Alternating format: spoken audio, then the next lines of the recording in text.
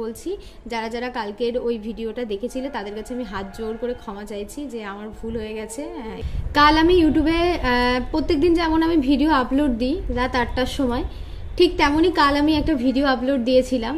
মানে অনেক দুঃখের সঙ্গে জানাচ্ছি, মানে এরকম ভুল আমি ইউটিউব মোটামুটি 3 বছর এই প্রফেশনে আছি, কিন্তু কোনোদিন আমার এরকম ভুল হয়নি। কালকে কি করে এরকম ভুল হয়ে গেল আমি জানি না। হ্যাঁ, মাঝে মধ্যে আমার এডিটিং প্রবলেম হয়েছে, হয়তো কোনো সময় কোনো ভিডিওতে আমি ভয়েস জুড়েছি, সেটা মিউট করতে ভুলে গেছি। আমি দেখলে কালকে টাইটেল থাম্বনেল, কালকে যারা যারা আমার ভিডিওটা দেখেছো সবাই দেখেছো যে তোমার দাদাভাই কাশ্মীরে চলে গেছে, আমি এরকম একটা থাম্বনেল লিখে আমি ভিডিওটা পোস্ট করেছি। কিন্তু মানে আমার দুর্ভাগ্য এতটাই যে আমি যখন ভিডিওটা আপলোড করি, ধরো ভিডিওটাকে তো ছোট ছোট ছোট ছোট পার্টে আমরা ভিডিওগুলোকে বানাই, তারপরে সেই ভিডিওগুলোকে একটা পার্টে জুড়তে হয়, সেটাতে এডিটিং করতে হয়। এডিটিং করার পরে সেই এডিটিংটাকে আবার আমরা গ্যালারিতে সেভ করি, মানে যে অ্যাপ থেকে এডিটিং করি সেখানে আমরা গ্যালারিতে সেটা সেভ করি। সেটা সেভ করতে আমাদের 15 মিনিট টাইম লাগে। সেটা গ্যালারিতে সেভ হয়ে যাওয়ার পরে আমরা ইউটিউবে যাই, ইউটিউবে গিয়ে আমাদের ভিডিওটাকে পোস্ট করি। এইবার যখন আমি ইউটিউবে গেছিলাম ওই ভিডিওটা আপলোড করার জন্য, তখন আমি ভুলবশত মানে ওই ভিডিওটাতে ক্লিক না করে, মানে আমার একটু মাথারও প্রবলেম ছিল, আমি একটু মানে অন্য ধরনের চিন্তাতে একটু ব্যস্ত ছিলাম, না হলে আমার এইরকম এত বড় ভুল হতো না আমার। তো আমি কি করেছি, আমি সেই ভিডিওটা না ক্লিক করে তার আগে একটা খাটের বিছানা ঝাড়ার একটা ভিডিও করেছিলাম, সেটা আমি পোস্ট করে দিয়েছি। তো ওটা পোস্ট করে দিয়েছি। এবার ধরো আমরা পুরো সেটআপটা মানে একটা ভিডিও ইউটিউবে আপলোড করি, তারপরে ভিডিওটা থাম্বনেল লাগানো, ভিডিওটা টাইটেল দেওয়া, ভিডিওটাতে ট্যাগ বসানো, কমেন্ট বক্স অন করা, এভরিথিং সব কিছু আমরা ওই ওয়াইটি স্টুডিও থেকে করি। তারপরে আমরা ইউটিউব আর অনই করি না, জাস্ট আপলোড করি আনলিস্টেড ভিডিও করে। তারপরে ভিডিওটাকে আমরা যাই, আনলিস্টেড করে কেন করতে হয় বলো তো, ভিডিওতে মনিটাইজেশন অন হতে হয়, তোমরা সবাই জানো একটা আর্নিং হয় ভিডিও থেকে। তো ভিডিওটা আপলোড করার পরে ইউটিউব ওটাকে চেক করে, দেখে যে ওটা আমি কারো ডুপ্লিকেট ভিডিও নিয়েছি কিনা, কোনো গান নিয়েছি কিনা, তাহলে কপিরাইট দিয়ে দেবে, অনেক রকম রুলস থাকে। ওটাও করতে 10 মিনিট মতো, আপলোড হয়ে যাওয়ার পরে 10 মিনিট মতো টাইম লাগে। তারপরে ওটাকে ইউটিউব মানে আমাদেরকে পাবলিক করার নিয়মটা আর কি দেয়, যে হ্যাঁ আপনার ভিডিওটা পুরোপুরি আপনারই, ঠিক আছে, এবার আপনার মনিটাইজেশনের জন্য আমরা পারমিশন দিয়ে দিলাম।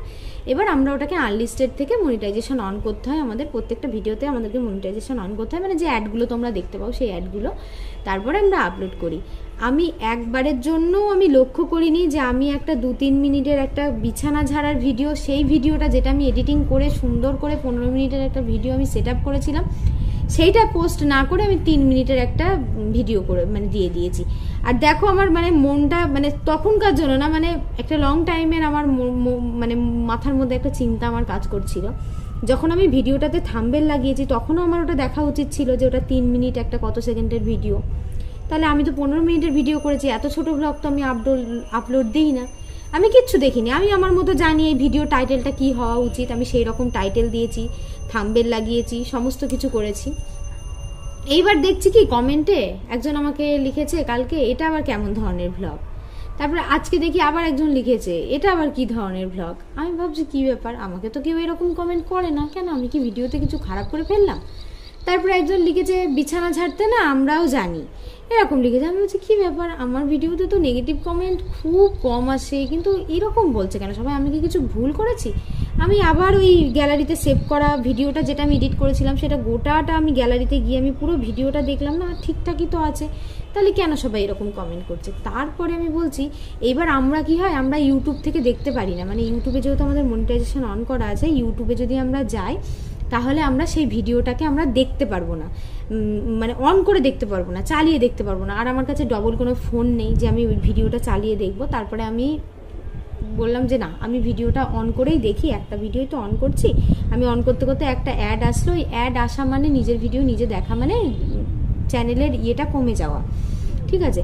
তো আমি ভিডিওটা দেখে আমি পুরো আমার মাথা খারাপ হয়ে গেছে যে এর জন্য তাহলে কমেন্ট করছিলে তোমরা যে সত্যি তো এরকম থাম্বনেল দিয়েছি, এরকম টাইটেল দিয়েছি, আর একটা বিছানা ছাড়া না কোনো একটা কথা না কোনো বার্তা, একটা বিছানা যাচ্ছি। এইটা হচ্ছে সোশ্যাল মিডিয়াতে ভিডিও করতে গেলে এগুলো খুব ভালো করে লক্ষ্য করতে হয়। আজ ওই রকম ভিডিও ছিল, হয়তো অন্য ধরনের ভিডিও থাকতে পারতো, হয়তো অন্য কোনো ভিডিও থাকতে পারতো, কিংবা হয়তো ধরো একটা নেগেটিভ কথাই ভাবো যে তুমি কারোর সম্বন্ধে একটা কোনো কথা বলছো, সেটা ভিডিওতে ক্যাপচার হয়ে গেছে সেই ভয়েসটা, মানে খারাপ কথাটাই আগে বলছি, এরকম হয় না তো তবুও বলছি। তো আমি খুবই খারাপ লাগলো আর দুঃখের সঙ্গে বলছি, যারা যারা কালকের ওই ভিডিওটা দেখেছিলে তাদের কাছে আমি হাত জোর করে ক্ষমা চাইছি যে আমার ভুল হয়ে গেছে। এরকম ভুল আর নেক্সট টাইম থেকে আমি চেষ্টা করব না হওয়ার।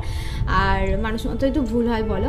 আর যারা যারা আমার আগের দিনের ব্লগটা ওই থাম্বনেল টাইটেল দেখেছিলে ইন্টারেস্ট হয়ে, তো তারা আজকে আমি ওই সেম টাইমে রাত্রির বেলাতেই আমি ওই ভিডিওটা আমি আবার সেম করে আপলোড করবো। মানে ওই ভিডিওটা না, মানে আমার অরিজিনাল যেটা আর কি ওই টাইটেল থাম্বনেলের যে ভিডিওটা আর কি হবে। তো তোমরা সত্যি মানে তোমরা ভিডিওটা একটু দেখো, প্লিজ দেখো।